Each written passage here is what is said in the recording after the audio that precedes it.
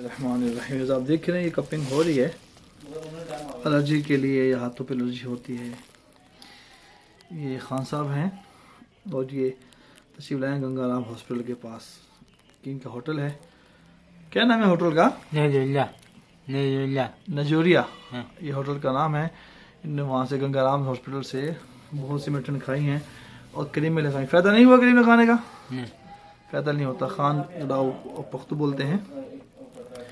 तशरीफ लाए हैं एलर्जी के लिए, हाथों पे एलर्जी हो जाती है गोश्त खाने से, ये चीज़ें खाने से ना। बाहर की हैं काला स्याह ब्लड है, टॉक्सिन देख रहे हैं आप, कॉर्ड्स देख रहे हैं कितना काला स्याह इसमें निकल रहा है।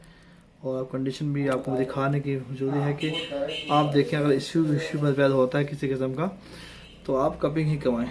सुन्नत इलाज जब तक टॉक्सिन अंदर से नहीं निकलेगा ना तो मुकम्मल ठीक नहीं होगा इंशाल्लाह ताला। ये दिखाने का मकसद ये देखें आप, सारा हाथ पे सारा बना इश्यूज पैदा हुआ है जी।